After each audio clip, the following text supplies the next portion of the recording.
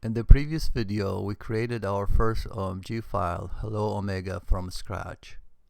In this video, we will continue working on this document by making a few simple changes to it.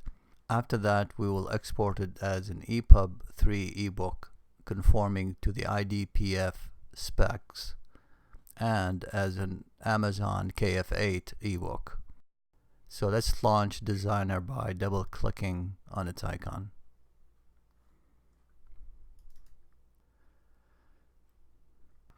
So to open our file, we go to Open, and here's the file, and we open it. The first change is make the font bigger by changing the font size of the highest level cascade level, the book level. This will change the font in all text in the document unless overridden on a lower cascade level. More on cascading styles in a future video. So let's go with 28. Now I want to change the name of the book. I can do that in the Omega console window. So I go here. See, this is the name editor here. And I will type Hello Omega and press on apply. The name of the book is used as a file name for the exported ebooks. The last thing you want to do is add a simple image to act as a book cover. But let's first insert a new page to receive this image.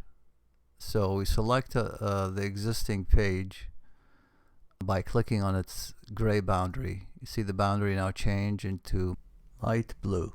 This indicates that it is selected. So now when I click on Add Page, it will insert the new page before the selected page. Let's get a better view on this. Go to the two-page view. Now it's clearer that this is page 1 and the old page 1 is now page 2. Now to add an image, we open an image file, let's say a JPEG in this case, in any external program, and then copy it to the clipboard and then paste it in Designer.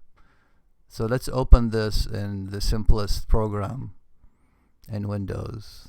So here is the file, here's the image, and we go copy it and switch back to Designer, and we simply click on paste. Notice this icon is enabled. So here it is. So let's move it and resize it and position it properly, and we're done for now. Let's save this document again, but this time let's name it Hello Omega 02.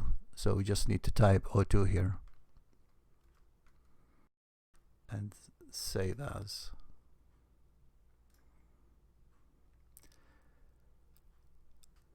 Now we're ready to export this OMG file. Let's first export it as an EPUB. Under Export, export as EPUB. And again, under Export, export as KF8. Notice the warnings here. We will not worry about this for now.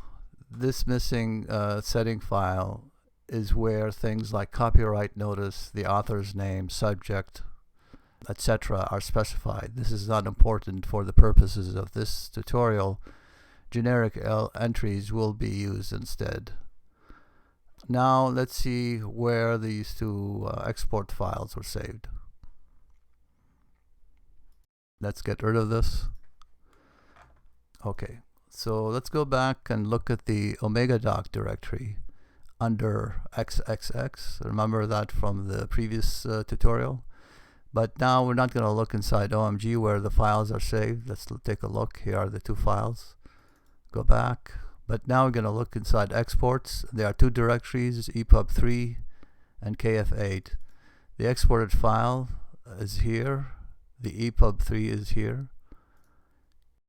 and the KF8 is here. In the next video, we will download and view the EPUB 3 ebook on an iPad and on a MacBook. In the video following that, we will download and view the exported file in Kindle Previewer 3 and a couple of Kindle devices. See you then.